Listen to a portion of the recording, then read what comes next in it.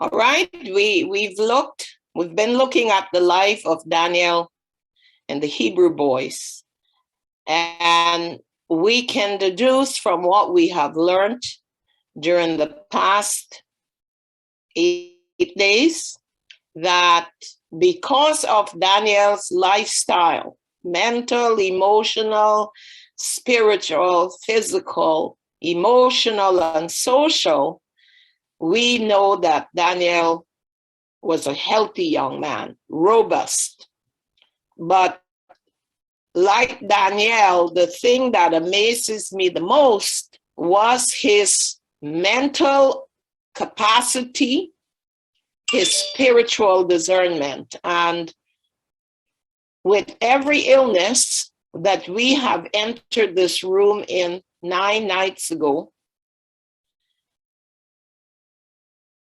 our Creator has given us 10 prescriptions, no matter what it is: constipation, diabetes, cancer, tumors, anxiety, lack of prayer, unable to comprehend the Word of God, unable to give a Bible study.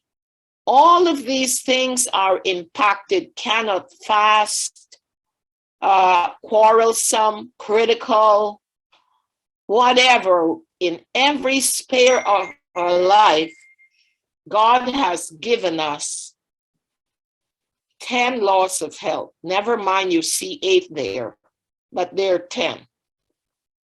And that's what we're going to be looking at. Some people call it the 10 doctors. I call them the 10 prescriptions that were given to us. Because from what I understand, Christ is the only physician. He's the balm in Gilead, and he's also the physician in Gilead.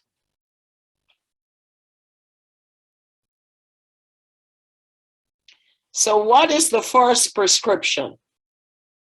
Godly trust.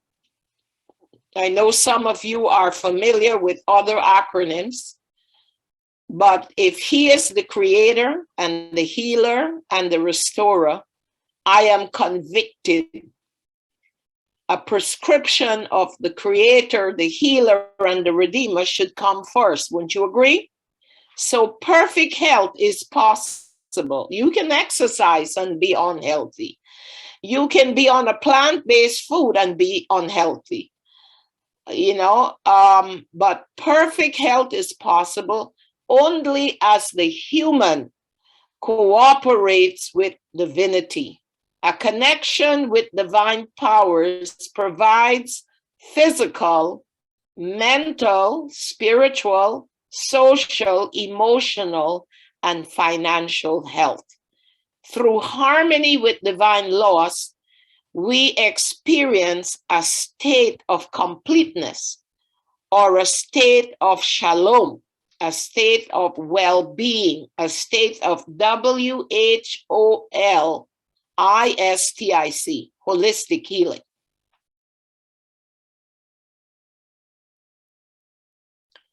We should cooperate with God in caring for our bodies.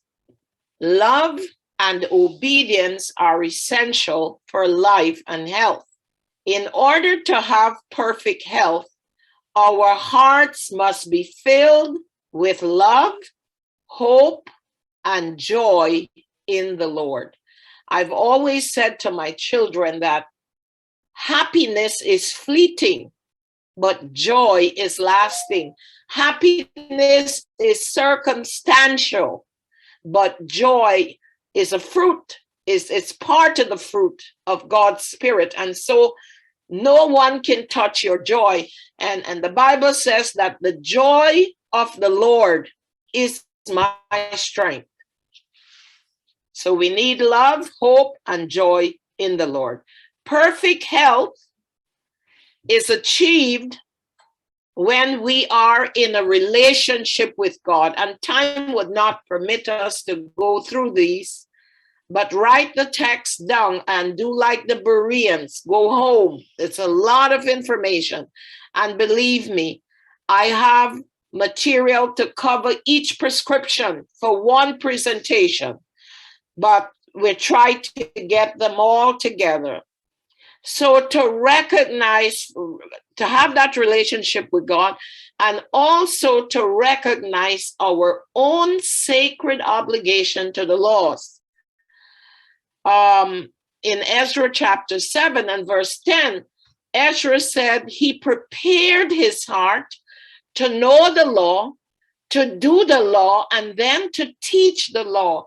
We have a disconnect. We know the law to various degree, and we want to teach the law, but we don't live the law. So we have to recognize our sacred obligation to the law. If you have an infection, let's say, and you go to the doctor and he orders antibiotic, if you don't take the antibiotic, chances are, and I'm not promoting antibiotic, I have a big compilation of God's servants naysaying drug medicine, but if you don't take those antibiotics, if you're putting your faith in the antibiotics, chances are it's going to heal. Now, I know some people would not take the antibiotics and they would do other stuff. That's a personal choice. The natural remedies tend to work much slower. And some of us, as we saw last night in terms of the temple, some of us don't have the patience, the wherewithal to use the natural remedies, because it took us years to break down the life forces in our bodies, and we want it to be revamped overnight. It doesn't work that way, my friends. So there are, of course, the moral laws of the 10 Commandments. And then there are the laws that govern the world. For example, we have the law of gravity. You throw a ball or anything up in the air, it's going to come down. Night is not day, and day is not night. And we have many lunar systems and different seasons. So there are laws governing the world. There are laws that governs the human body structure and junction. So the human body, there are laws that govern us. If we're going to eat a diet that is void of fiber and water, we're going to become constipated. If we are easily stressed, we are going to become constipated. If we're eating late at nights, we're going to have nightmares. And someone asked, is it possible to sleep and not rest? Yes, and we're going to talk about that tonight. You can sleep and not rest. So here are some texts also. The body is the temple of God, and all of that good information.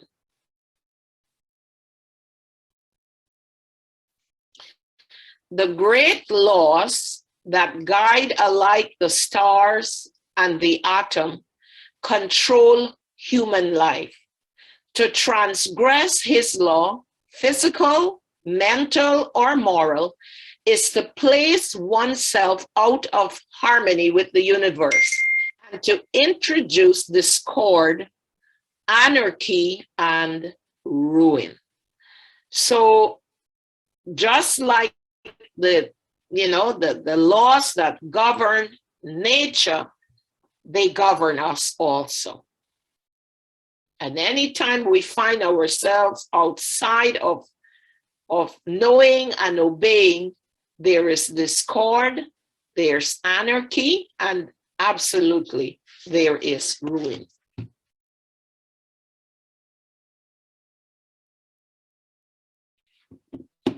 Faith in his promises.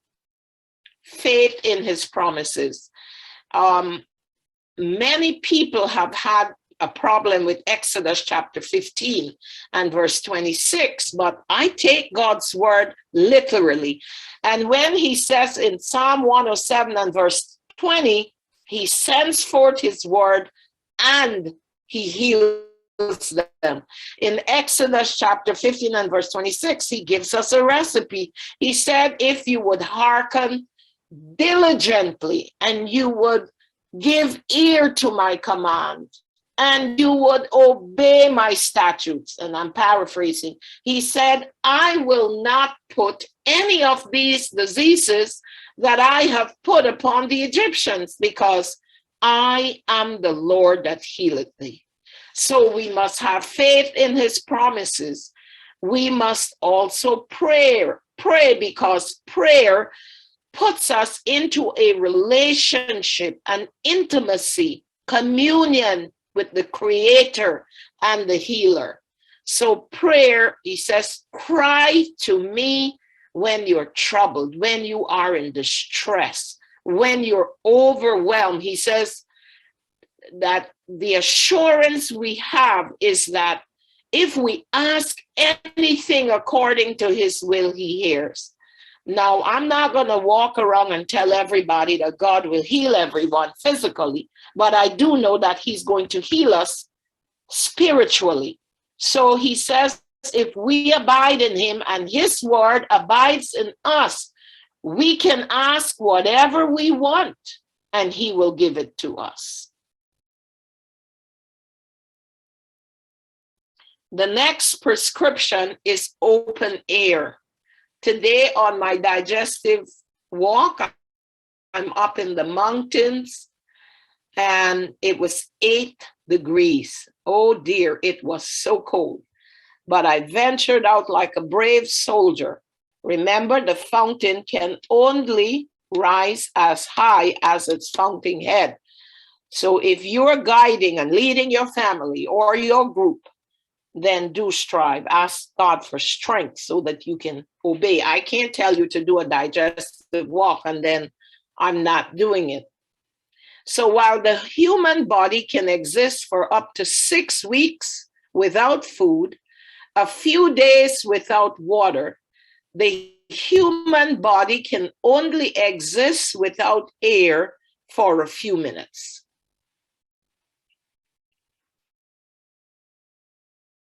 Fresh air outdoors is best. Why? It improves the circulation of blood, and perfect health requires perfect circulation.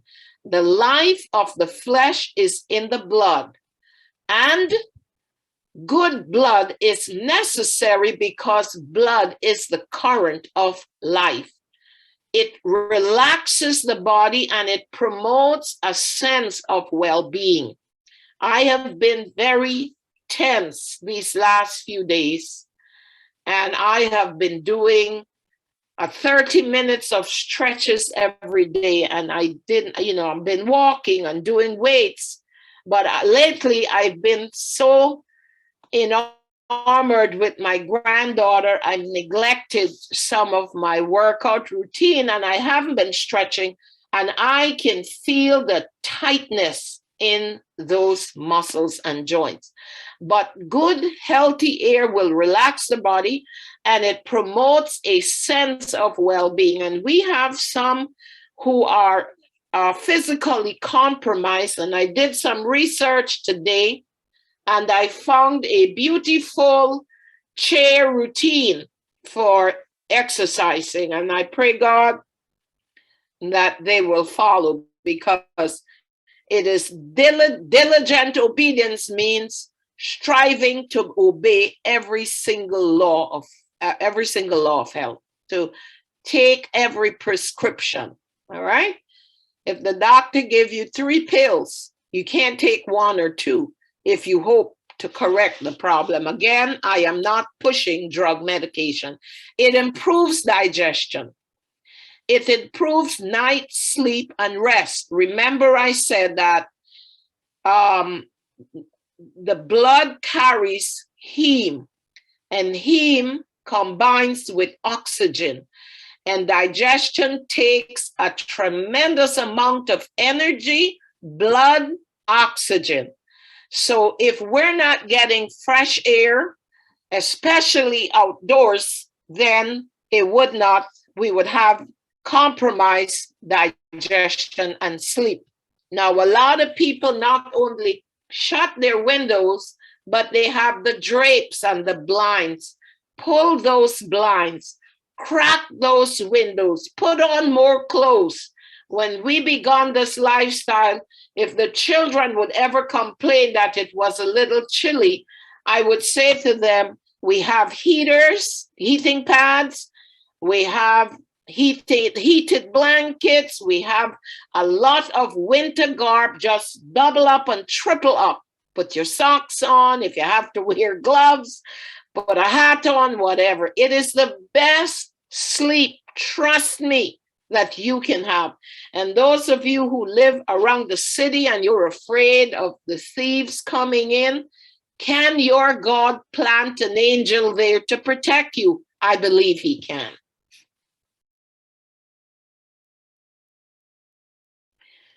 Proper breathing is facilitated by non-restricted things around the chest area. So no long line bras, no restricted clothing, because the lungs are right there behind the breast, somewhere in that region. So no tight bra or anything on the garment. You should breathe in through your nose slowly, pushing your lower abdominal muscles out. And then you pull the abdominal muscles in as you slowly breathe through your mouth as though you were blowing out a candle. So again, you breathe slowly through your nostrils. You push your abdominal muscles out, your lower abdominal muscles, between the convex and the concave actions of the diaphragm, which is a thin lining of tissue that separates the lungs from the abdominal cavity. It's very soft and it's very spongy. And the diaphragm was placed there, one, for protection, and two, to afford freedom. So when you push those lower abdominal muscles out, the diaphragm falls into the abdominal cavity, because the lungs are in the thoracic cavity or the chest cavity. And those muscles, as they're lowered in the abdominal muscle, room is made, extra room is made for the lungs. So the lungs can relax and they can expand. And now it goes through the alveoli, gets into the air sacs. And then now when it's time, and many chemical processes are taking place there, oxygen is being utilized, carbon dioxide is being released. And when we pull those abdominal muscles in and we breathe slowly through the mouth, we are pushing the carbon dioxide outside of our lungs. And you're breathing and pushing slowly as if you're blowing out a candle.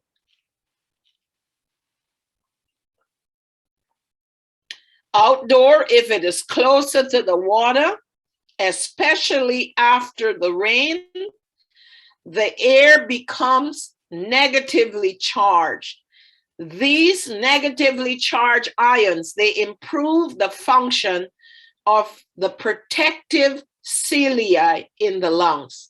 So we have like little hair-like projections that filters the air, and it traps a lot of bacteria and debris and other things that comes in with the air. And that's why, in consulting with many people who thought they had COVID or had symptoms, I would always say, make sure you begin to hydrate, because the problem becomes when the bacteria begin to die, the viruses rather begin to die in the lungs, and the mucus becomes thick because the white blood cells are dying. Enough oxygen is not being filtered out, and carbon dioxide is building up in the base of the lungs, and that is the problem with COVID virus. So God forbid if you should find yourself with the symptoms, begin to tackle the mucus, begin to deep breathe, even though it hurts. Put your castor oil pack over your back and your chest. Hydrate, hydrate, hydrate. Deep breathe and soften up and strengthen those lungs that they can get rid of that mucus, those dead cells in your body. And of course, Job chapter 33 and 4 talks about the air and mankind.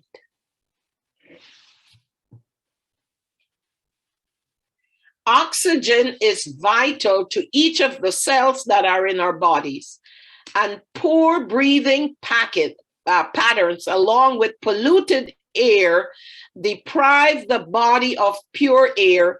It leads to depression and a host of other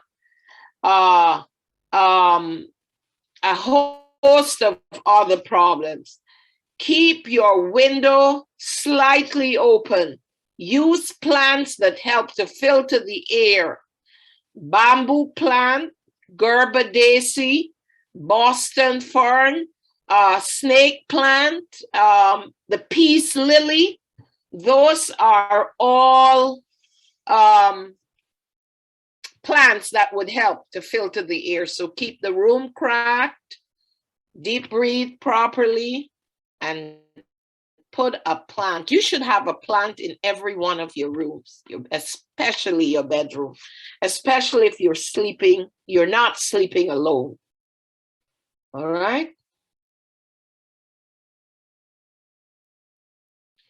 The next prescription is exercise. This has been my struggle, and I really thank God that I'm gaining the victory over this. And, before I got into this lifestyle, I exercised for vanity purposes. And then once I saw the relationship between health and well-being and exercise, somehow it became a struggle. But I'm declaring it in this room tonight. I have gained the victory. It is the modern fountain of youth. All these people who are out there on social media and every place else, they're telling you, if you don't use it, you lose it. And in order to remain mentally sharp, physically fit, and healthy, exercise preserves. It adds long life and good health to us.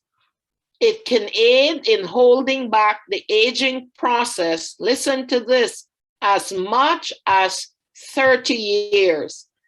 Begin with something as simple as stretching. There are 3 kinds of exercise, and I think I have it on this point, on this presentation. But it lowers blood pressure and also your resting heart rate.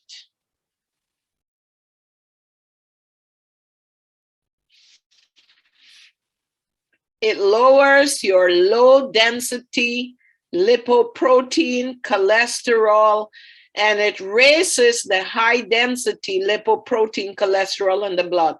So it lowers the unhealthy cholesterol and it raises the good one.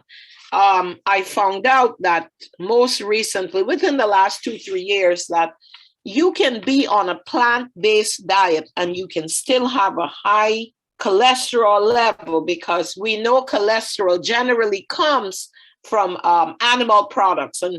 And the rule of thumb has always been that if you're on 100% raw food, you should have a normal lipoprotein cholesterol in your blood. But now the newest data out is that we become, if we become stressed, our cholesterol could be elevated. It strengthens your bone by retaining calcium and other minerals. So if you're not exercising, a lot of times the doctors send you home to eat cheese and milk. But let me say this, cheese and milk, which are high in animal protein, if by the time it is so-called digested, it produces a lot of acid. And the brain has to send a message to the bone to release calcium, or else you're going to die. We're going to die. And, you know, the uric acid and all the other acids that are the waste of protein metabolism. And so the more animal food you eat, the more calcium has to be depleted, because calcium is a buffer. It neutralizes the blood. It weakens the content of acidity in the blood. And that's why you end up with arthritis and brittle bones and osteoporosis. It's because of the increased animal products that you are eating. I said to someone this week, if you get off of the analogs, those fake meats, the vegetarian meats, and you go on 100% raw, you are going to feel the improvement in those joints. So it strengthens our bones because it retains calcium and other minerals. It stimulates the production of minerals in the bone. Because remember, in the bone, that's why Solomon says, a merry heart doeth good like a medicine, but a broken spirit dries up the bone.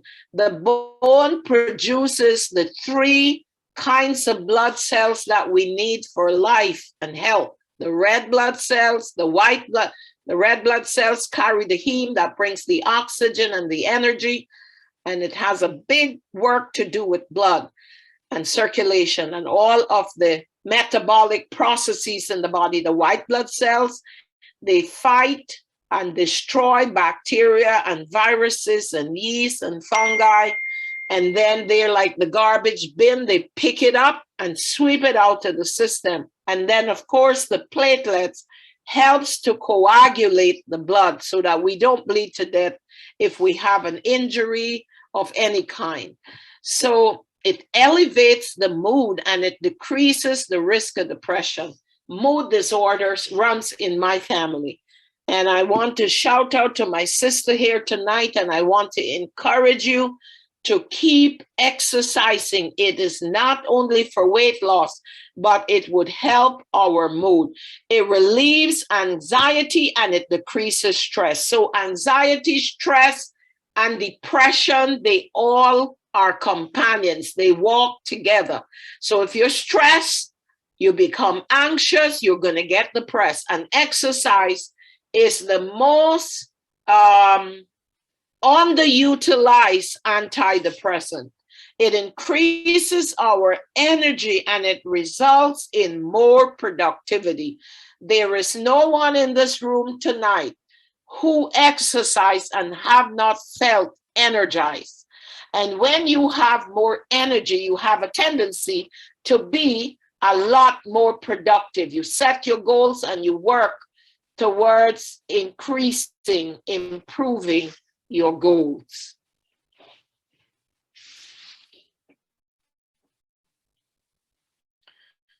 It helps to maintain weight.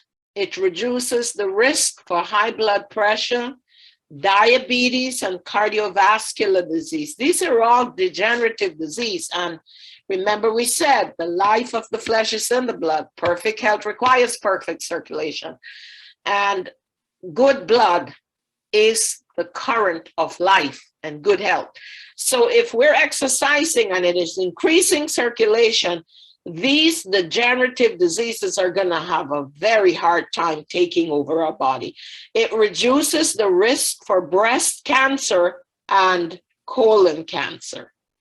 And of course, that goes with the package of everything else in terms of health. It reduces muscle tension, your heart rate, and some stress hormone levels. So these hormone levels that we spoke about, the cortisol, the adrenaline, which tightens up our muscles as the body prepares for fight and or flight, and it slows down the heart, and hormone levels are diminished. and so we're euphoric. We're in a state of bliss, of rest and peace. So the more we exercise, the better will be the circulation of the blood. And the better the circulation of the blood, the clearer our minds, the stronger our social bonds, the better we manage our finances. We are more physically healthy and emotionally healthy. Every sphere of our well-being will be impacted in a positive way.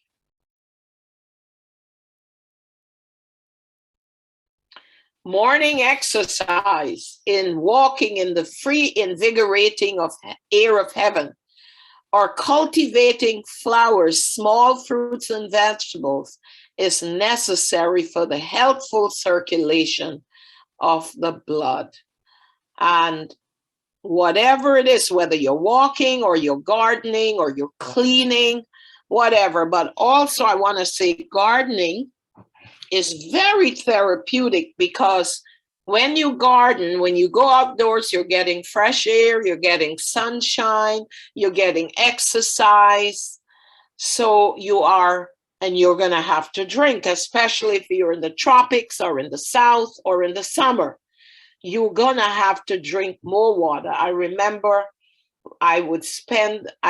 Peter and I, we would get up in the morning, we would have breakfast outdoors, we would be in the garden, potsing around all day, we would have lunch out there. It was a glorious time gardening outdoors. And perhaps tomorrow night I can show you a beautiful basket with different things we harvested from our garden, including grapes. So getting out with nature and with God is therapeutic in itself. It is also a great source, is a great antidepressant.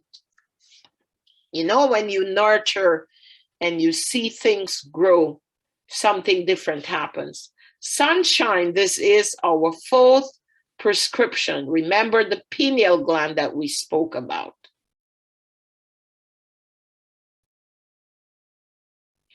In proper amounts of sunlight, the sun rays can be good for health.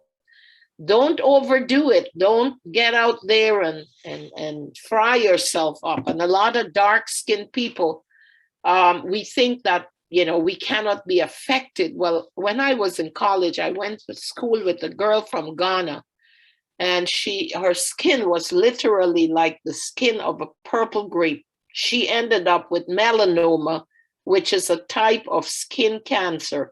It's not only the complexion, the melanin or the lack thereof in our skin, but it's also the foods that we eat. When we eat animal foods, which are high in fat, our skin burns easily. If you're darker, of course, you cannot see the burns on your skin. So we want to have a proper amount of sunlight. The pineal gland in the center of the brain is like a clock regulating melatonin productivity. And remember, I said the melatonin is produced when the light hits the brain, or when you go to bed in a cool, dark room, no stimulation, and you go into REM, rapid eye movement sleep, which is good rest. It releases the melatonin and it enhances your rest.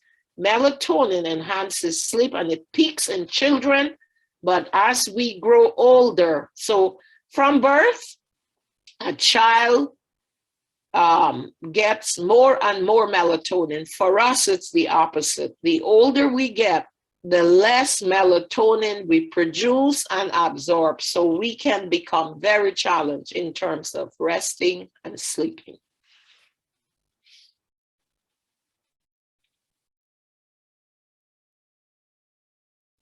Light-dark cycle, we talked about it controls the process of producing melatonin, which cannot be stored in the body. So don't waste God's money to buy melatonin in a bottle.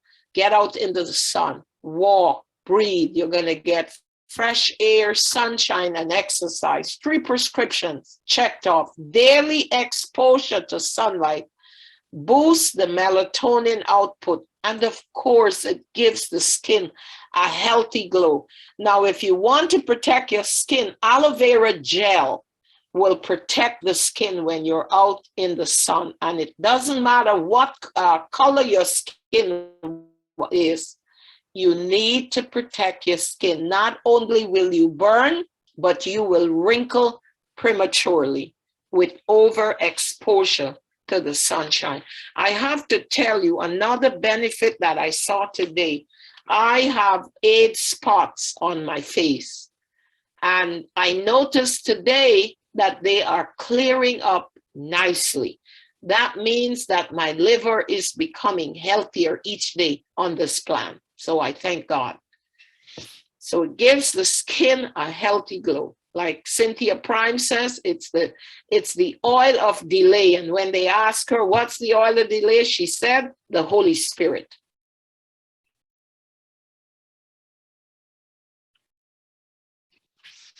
It elevates the mood, it decreases depression, it produces vitamin D by sunlight on the skin. This is something else that we need in order to maintain healthy bones. We need vitamin D. It enables calcium to be taken up from the intestines to fortify and to build strong bones. And watch this, it strengthens the immune system. During a pandemic, we need strong immune system. And those of you who want to find out more about immunity and preserving health, join us on Saturday night, our prayer vigil. We're going to be looking from 7 p.m. until 1 a.m.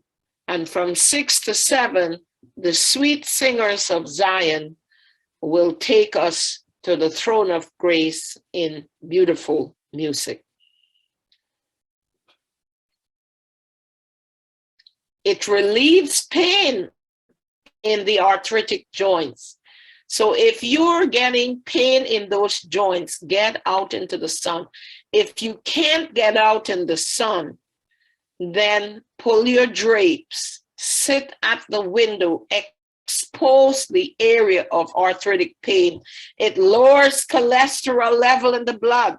Sunlight is a mediator of life. It can be healing or destructive depending on how it is used. It's best to get sunlight before 10 and after 2. Why? Between 10 a.m. and 2 p.m., the ultraviolet rays are at their highest, and those are the rays that destroy the cells on our skin and penetrate and create free radicals. Free radicals are what is produced in the body where cell degeneration begins, and that's free radicals, degeneration, and disease. Those are companions also. So get out before 10 and go out after 2.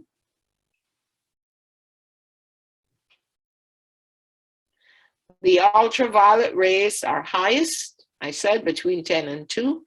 We can supplement with vitamin D drops. Nature's Answer is the best that I have found so far. So about 4,000 international units daily.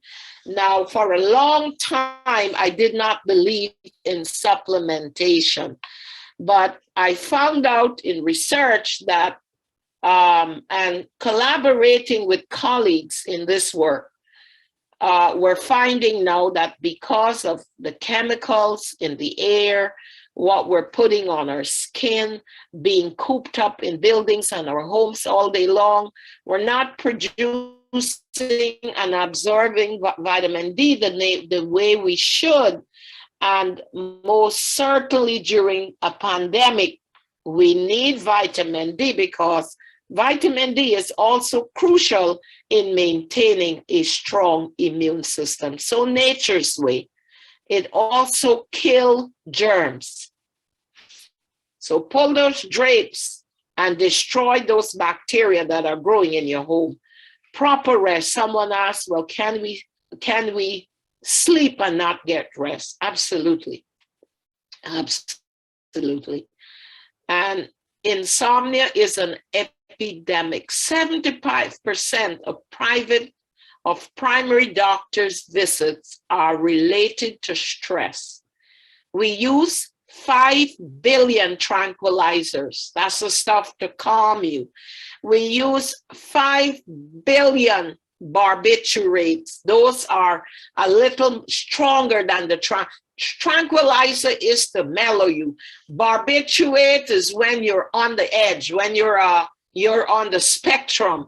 We use 3 billion amphetamines and 16 tons of aspirin daily, when all we need to do is breathe properly, get out into the sunshine, rest, exercise, and we're going to have good rest and sleep. Insomnia is the inability to sleep and rest. And those tranquilizers and barbiturates, they're very harsh on the liver and the kidneys. And nature is free. It's inexpensive, and it is available to us as often as we want. About 100,000 car crashes resulting in about 1,500 deaths. 71,000 injuries are caused yearly by a lack of rest. Rest is essential for both physical and mental health. And I tell you, this is one of the laws of health that I absolutely cannot disobey. Hydration and rest. If I'm out of compliance with those two prescriptions, I am no good for you nor myself. Rest is not just a change from work, but a change in the type of work. So if you are someone who is physically active, your rest might be to just sit. For those of us who are mentally taxed, who work with, not necessarily our hands, but our brains, we might need a little activity to bring us into that state of resting. So it's not just a change from work, but a change from the type of work that we do. So someone is saying, how do you explain sleep and rest broken by a dream that wakes you up?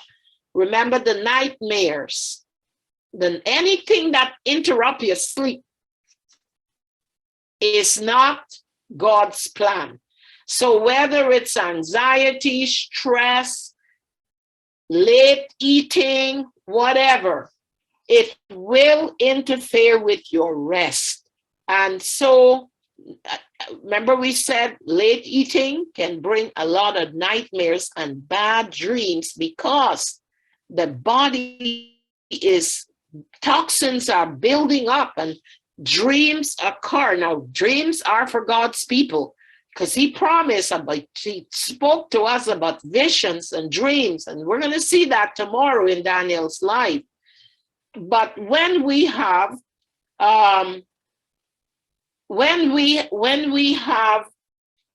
this kind of activity going on in our brain, anything that will interfere with rest will indeed will affect us in a negative way. Breakdown. Nothing breaks down your life forces like lack of rest. Go to bed before 9. Leave whatever is in the sink, in the laundry basket, whatever. I always say to the folks, I'm lazy by nature when it comes to physical chores. And I always say to the saints, Jesus will come and he will find dirty dishes in the sink. He will find a dirty kitchen floor. He could find laundry in the basket, but please don't let him find a dull mind, a diseased body, and a failing liver, and an acidic blood, and a dysfunctional and chaotic family life with poor management of your resources. Get to bed before 9, no later than 10, so that this cycle we've spoken about, the circadian rhythm, the cortisol melatonin cycle, which determines not just sleep, but proper rest. Immediate rest. We rest through meditation on God's word and prayer. The word of God gives us assurance. It comforts us. It gives us hope. An old Irish woman was asked on her dying bed, what if you got to the other side and you realized this was all a lie? She said, at least I would have spent my life hoping for something better than this sinful world. The weekly rest, which is the circumception rhythm. It's a system of body rhythms that run a 7-day cycle. For example, your heart rate, in treating clients using God's plan, heart rate, arrhythmias, irregular heart rate, elevated blood pressure, blood sugars are all decreased on the 7th day of the week. So from sunset Friday, the way our bodies were created, our bodies begin to slow down. All the rhythms and the cycles in our body begin to slow so that we can rest. Suicide, swelling after surgery, rejection of transplanted organs, because of this cycle, this circumception, the 7-day cycle, we find that rejection of transplanted organs, swelling after surgery, infection, and so on, they occur on a 7-day, within 7 days or 14 days after procedure. Beloved, these truths don't need proof. All they need is practice.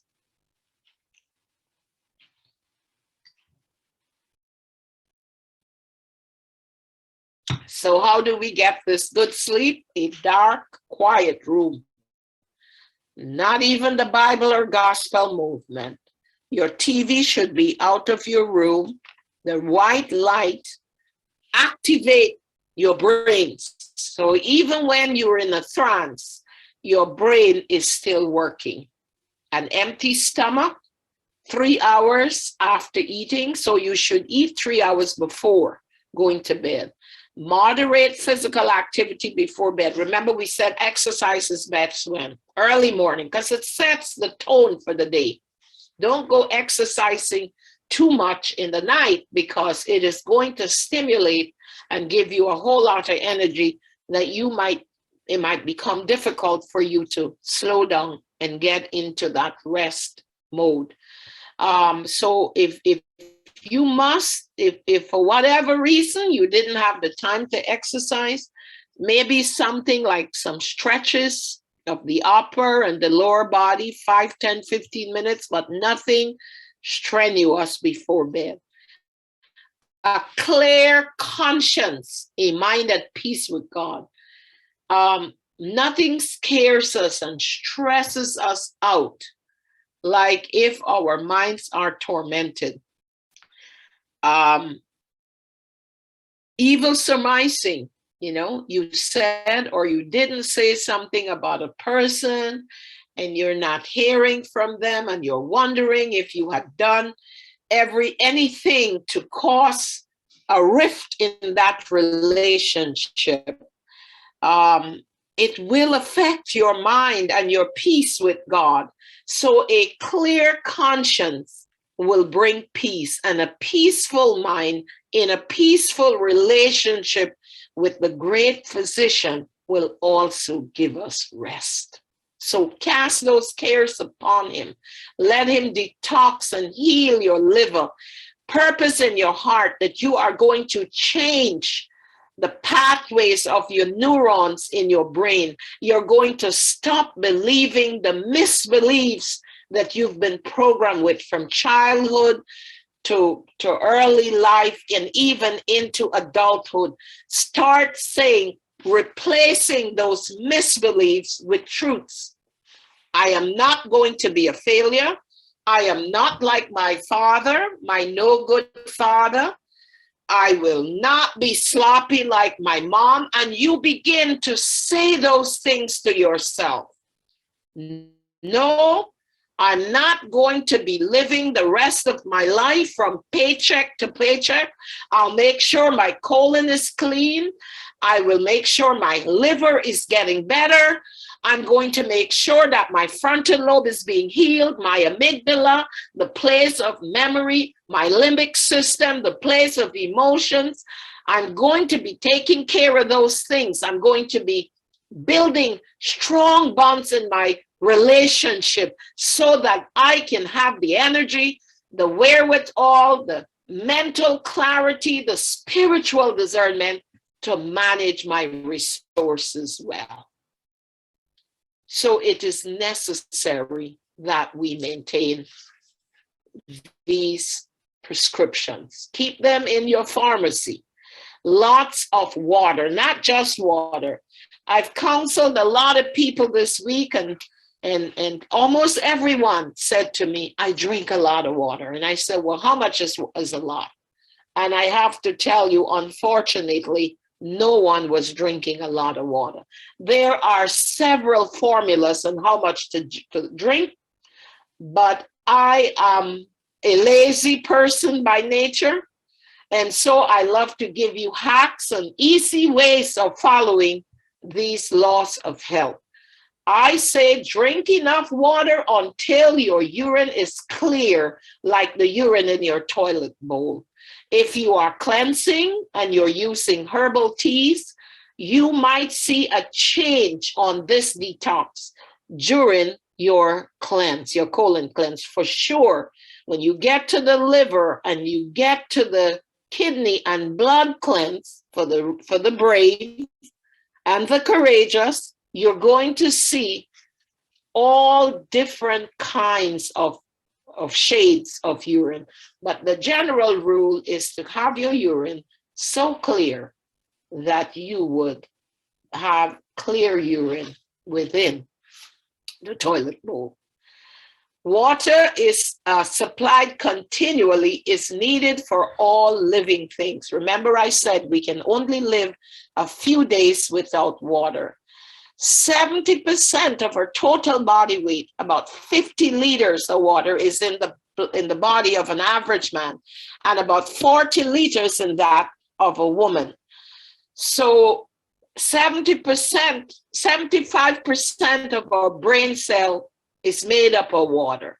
Our hair, our teeth, our nails, our skin, every part of our being is made up of water. And water is life. For those of you who believe in the Bible and what God says, he said, I am the water of life. And if you drink of this water, you will never thirst again. And out of your belly will flow not just water, but rivers of water. And not just rivers of water, but rivers of healing water. So even in a spiritual context, water is life. It is necessary. So drink enough water to keep the urine pale. And when we speak about water, we mean fluids. So herbal teas, juices, fruit juices, vegetable juices, coconut water. On a cleanse, coconut water is magnificent. It is great because it cleanses the liver and various parts of the body.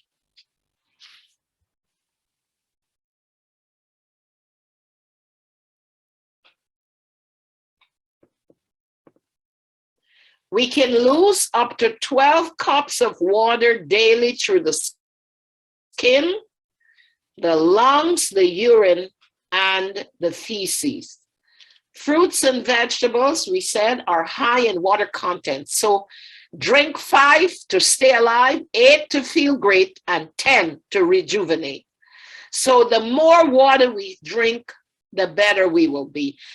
In the case of renal failure, unfortunately, the body cannot take on a high load of fluids. And so it's sad because they have to, their body is under so much duress, and their fluid intake is limited. And the problem with the kidneys, we said it takes 2/3 of the supply of blood in a 24-hour cycle. And so when the kidney is failing and it's not receiving blood, and blood is 75% liquid, we are compromising even more the function of the liver. And then, of course, the drugs that they give you, the drugs that they administer, the liver and the kidneys must now remove those toxins. So the liver and the kidney is even more compromised. So we must drink water. And I'm going to go out on a limb to say to those who believe in the Bible and God, you are doing God a disservice if you are not hydrating. Because by the time you feel thirsty, your brain cells have been dehydrated by approximately 75%. So your ability to retain, to comprehend scripture is going to be very, very limited.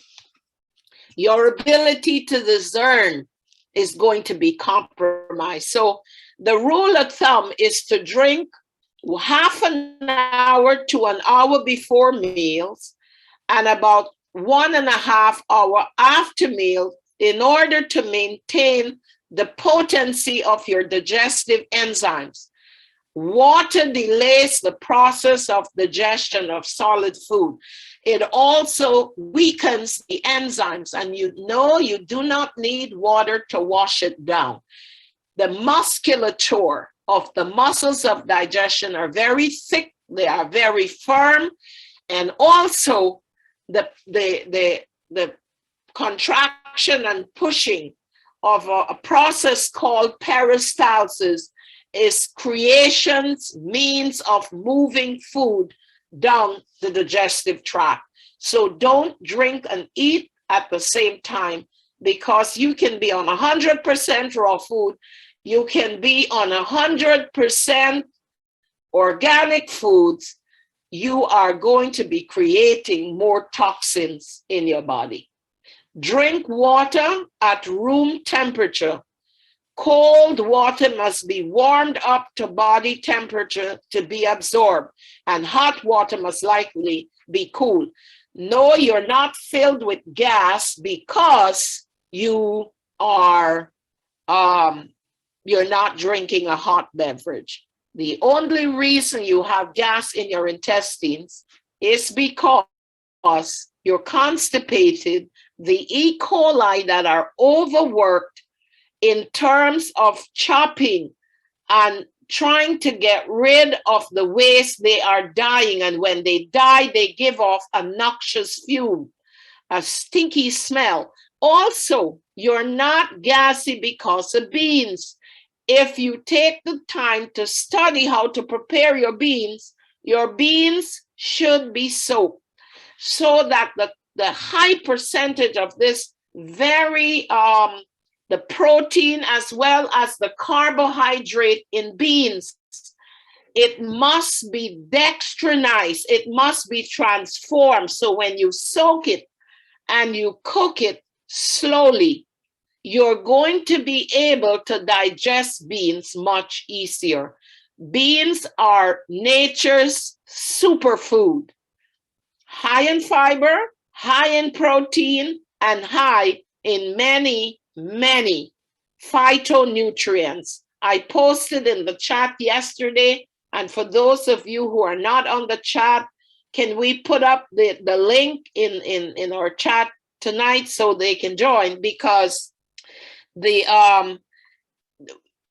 protein is overrated, and every herb, every fruit, every grain, every vegetable has a percentage of protein. Go to the chat and you'll see it. Can we have the link, Mara, please? Thank you. So drink water, we said at room temperature, too hot, too cold, it's extra work upon the stomach. And we need that energy. Remember I said that it takes a whole lot of energy to digest the food.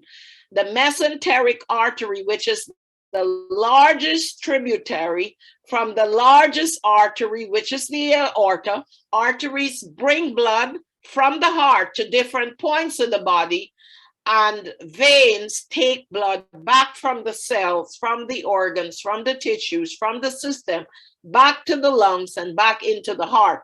So the mesenteric artery, which is a large tributary of the aorta, must work extremely hard to properly digest our food, to make good blood. For the life of the flesh is in the blood. Perfect health requires perfect circulation, and good blood is the life force of health. By the time we are thirsty, our body has been dehydrated by 50 to 70%. So thirst is not an indicator for water. Don't wait to become thirsty. Keep drinking. Wherever you sit for more than 5 minutes, and especially those of us who use our brains on a regular basis for our daily tasks, we need to keep these brain cells hydrated. For those who are leaders in God's church, you need to hydrate properly so you can comprehend and teach effectively, so that you can discern things, like we would see in the life of Daniel and his counterparts. Cold water diminishes the thirst signal. And a lot of people want to drink cold drinks in the summer, but it's actually going to make you more thirsty. It affects blood pressure and blood sugar regulation. If you have diabetes and your blood sugar is elevated because you cheated, you want on a little spree. 15 to 20 minutes of walking and increase your water intake. It will regulate your blood sugar. It will drop significantly. Also your blood pressure.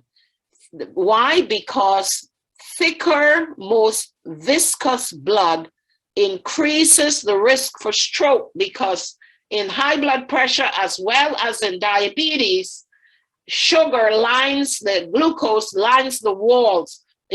Fats are there, and it takes more strength for the heart to push through, to bring the blood to the cells and the tissues and the organs and the system.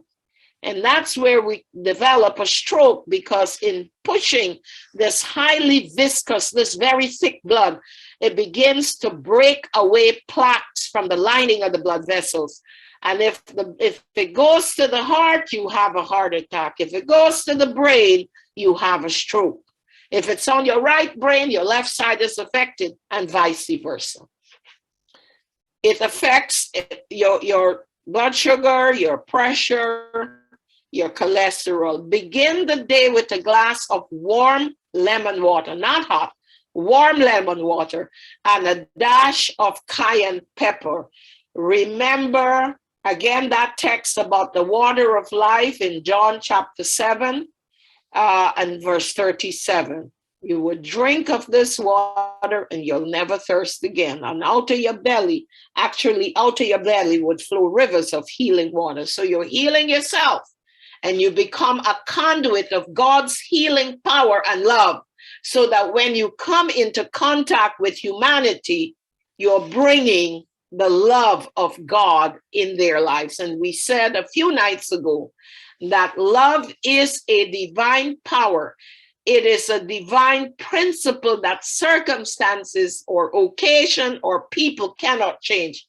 If you do not love, again, it's not because you were never in love. Love cannot change. It is lasting. It is a divine principle. And remember that glass of warm lemon water, lemons are healing, the warm water and the cayenne pepper will speed up circulation. Please don't put a lot of cayenne, I almost said a ching, just a little bit of cayenne in your 8-ounce glasses of water. Why? It can drop your blood pressure very fast and you can go into a vasovagal shock. So you can collapse. So don't do too much. You would have to build up the tolerance of cayenne pepper. Once upon a time, like in the last 10 years or so ago, I used to do a lot of cayenne pepper. I don't do cayenne much often anymore. But if I'm on a cleanse or I'm running a series like this, I definitely need my cayenne pepper because, it keeps me alive and alert. So the lemon warm temperature is going to open up that cecal valve, which is housed in the pelvis. But when you have the urge to defecate, electronic impulses races the ileocecal valve, brings it into the abdomen, pushes it out towards the back to the rectum and the anus so that the fecal matter can come. If you ignore that impulse, it goes back into the pelvis and, the decay, the disease, the death. Cancer, colon cancer. We said colon cancer was the highest level of cancer in the human body. The highest level of cancers are within the digestive tract, and colon cancer is on top, is the leading type of cancer within that system. So the next is temperance. Temperance is a balance, not doing too much of what is good and doing your best to avoid what will produce poor health. And we have spoken about lots of things that we should not be thinking or doing. A clean colon, a healing liver, alkaline blood, a healing frontal lobe will help us to build strong social bonds.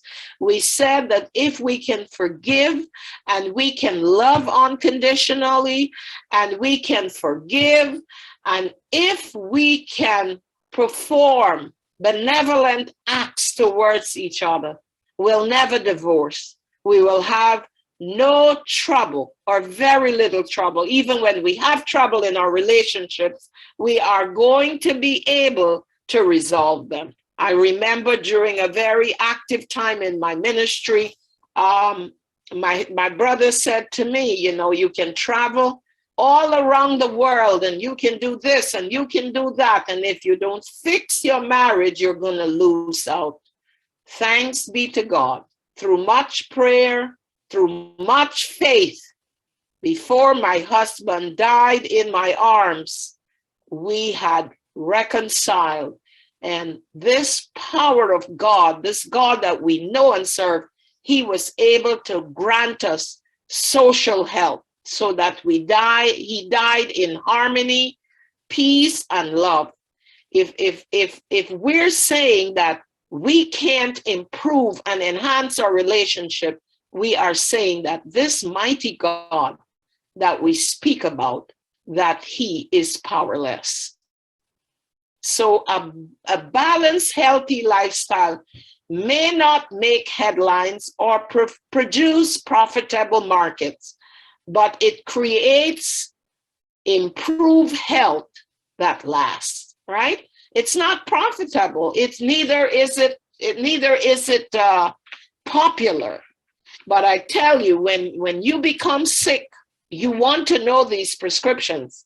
You want to know these doctors. You want to incorporate them in your lifestyle. And we've been speaking about an ounce of prevention, which is better than a pound of cure. The key is balance, avoiding anything that will create decay, disease, disability, and ultimately death. And we all know that to die, we will all die. But the manner in which you die one of my favorite characters in the Bible, for the Bible believing ones in the room tonight, is Jacob. I associate a lot with Peter. I can be very impulsive, and my struggle with sin is like Jacob. But I tell you something, Jacob was injured in his hip, and I told you I was crippled with arthritis for over a year, and they told me I would never walk. I had great medical coverage at the time, and the neurologist said I wouldn't waste my time to take you in the operating room because I'm sorry, I can't guarantee that you're going to be better. And I tell you, I said, well, tell me what will happen. He said, you're going to become a cripple.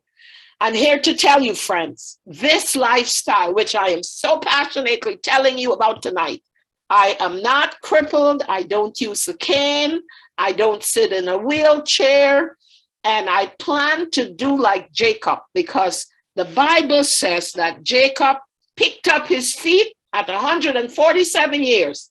He picked up his feet, he lay down, and he gave up the ghost. Moses at 120 years, his vision was not dim and his energy was not abased. What's his name? Joshua's partner. Caleb at 80 something years, when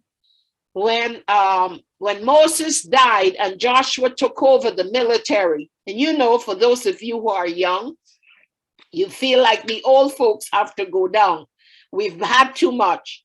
And, you know, we don't understand the new system. So they were trying to push Caleb around, and Caleb said, He said, I am able to go out and come in as I did in the days of Moses. In other words, Caleb was saying, at my age, at 80 something years, I am able to command an army just like I did when Moses was a leader. So this balanced lifestyle, it may not make headlines, it may not produce profitable market, and a lot of what they're telling us about health, even in holistic health, is a lot of money-making things, you know? Health can be so simple. But we do know that when we follow this, it improves our health, and it improves a health that lasts not only for this world, but even for eternity. Key is the balance. So avoiding harmful substances and using in moderation the things that are healthy and good. We can't do this on our own. We need a power that is outside of us and above us. And he tells us that we can do all things because he gives us the strength. Our creator, our sustainer, our healer, and our redeemer. So finding that balance is key. Use in moderation, which is good for your health, and we have those scriptures there. Moderation should be exercised in all habits of life: our diet, our work, our sleep, our study, as well as our dress. Everything. Paul tells us, whatsoever things we do, what we eat, what we drink, and whatsoever we do, we must do it all to God's glory.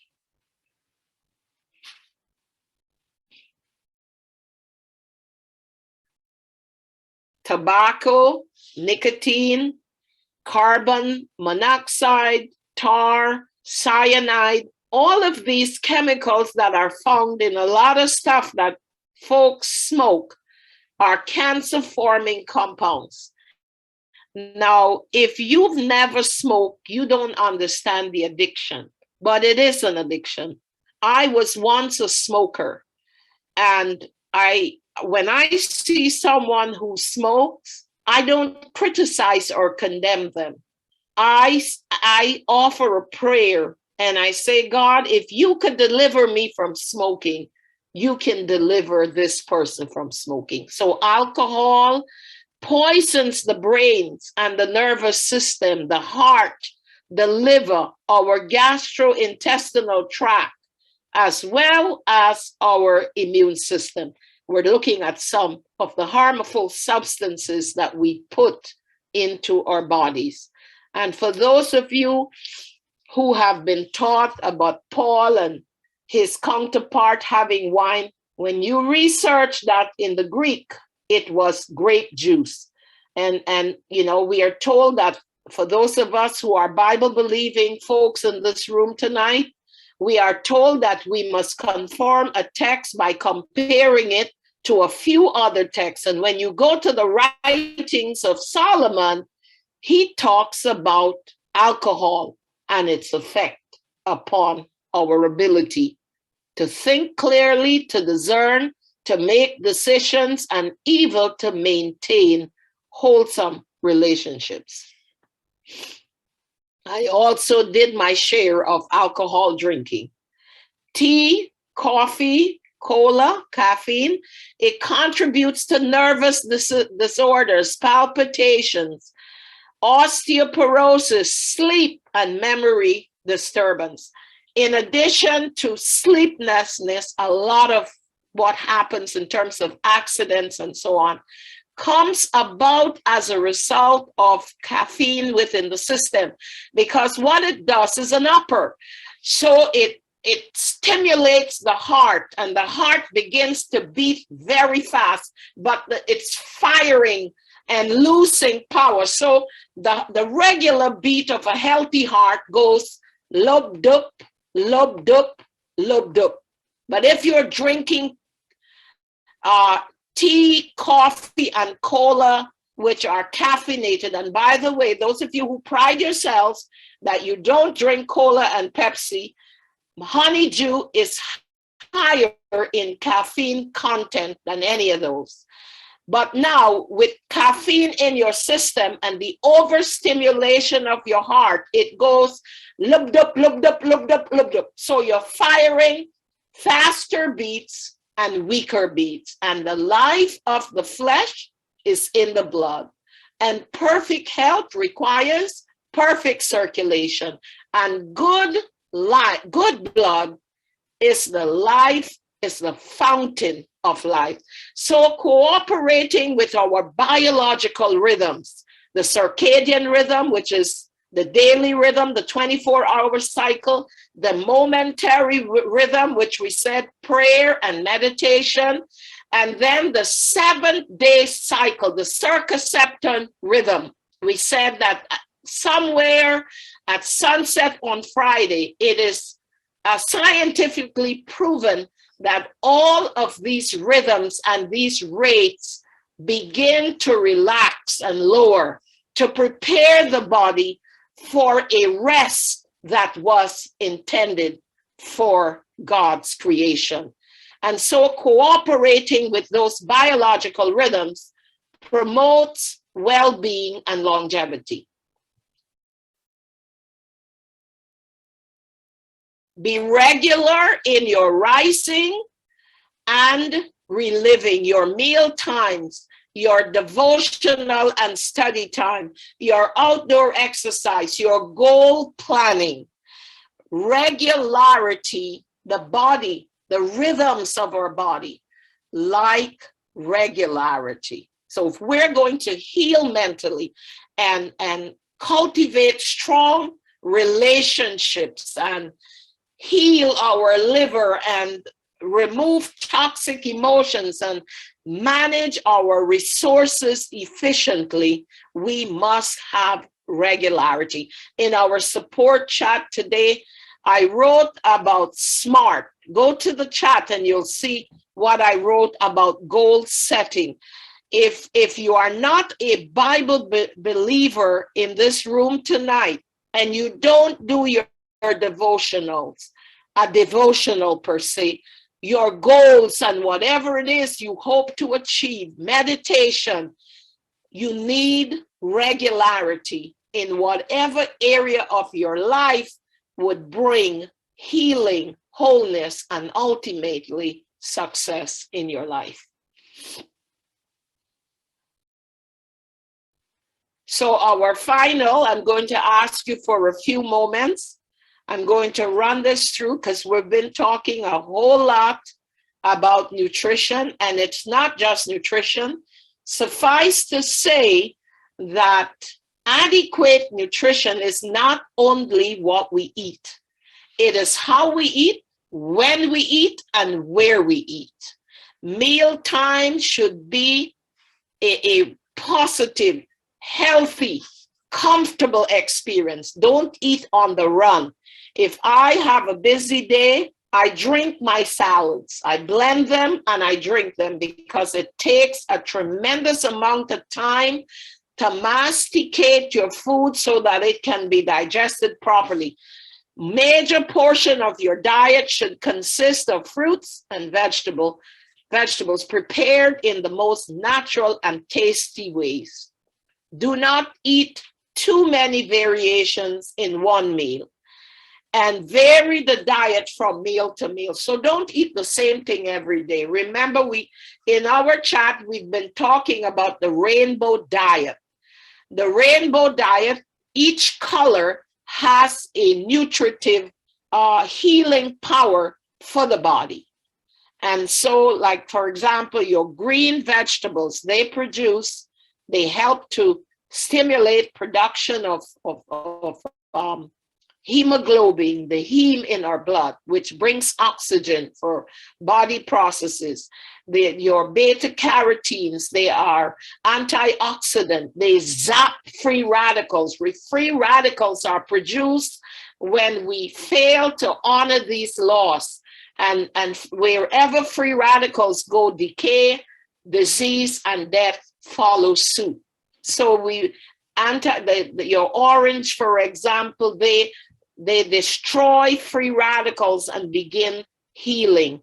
Your purple, red, they are good for the heart and in terms of helping blood, and the list goes on and on. So we want to have not too many varieties in one meal, but we don't want to eat the same thing every day. And don't cook and store food in your refrigerator for very long, because all the cold temperature does is to diminish the rapid growth, to slow down the rapid growth of bacteria. Spoiled food is unhealthy. I'm going to ask you for a few more minutes, like I said, to end this slide. Use whole, unrefined grains. And everything that is in a bag, in a bottle, in a package is refined. Eliminate rich, concentrated foods that contain a lot of sugar, fat, oil, salt, and protein. On this detox, my desire for salt has really significantly diminished. So when we crave salt, our body lacks minerals. And when we crave sugar, it is really vitamins that our bodies are craving. Eat at the same time each day, approximately 5 hours apart to enhance digestion. Your breakfast should be like a king, your lunch like a prince, and if you are going to have dinner, it should be like a pauper. Do not eat between meals. It delays the emptying time of the stomach, and partially digested food ferments, and you create a whole lot of toxins. So even your 100% raw, 100% organic foods are going to be turned into toxicity. Breakfast like a king, we said. Lunch like a prince, and dinner like a pauper. Your last meal should not be no later than 3 hours before you retire. And technically, because of that light-dark cycle, that circadian rhythm, when melatonin, cortisol, which digests foods, is at an all-time low, and melatonin, which works antagonistically, its digestion slows. And so if you eat after 7, let's say 7, you are not digesting your food properly. So again, undigested food, fermentation, and of course, toxins. Do not eat between the meals. Very, very important. Sit and have a good meal. Eat all you need to maintain health, but do not overeat. Too much food dulls the mind, because remember, we said a lot of energy, a lot of blood, a lot of oxygen must come to the mesenteric artery, to the digestive system, so that lethargy and that sleepiness that you feel after that meal, your brains become dull, it causes fatigue, it increases disease, and it shortens your lifespan. Eat slowly, chew thoroughly. I'm actually tasting my green leaves in my salad. It increases enjoyment and nutritional benefit of food, and it makes mealtime pleasant and unhurried. So I'm in the mountains at my sister's home. I've been here all alone, but you better believe the table is set at mealtime. I don't have my phone. I don't have my computer or my iPad. I am sitting and I'm focusing on every piece of food that I'm eating. And it's helping. Like I said to you earlier, my mind is becoming clearer. My discernment is sharper, and it does not need proof. This lifestyle only needs practice. Skip 1 to 4 meals periodically. Fasting helps with remedying many illnesses. Whether therefore you eat or drink or whatsoever you do, do it all to the glory of God.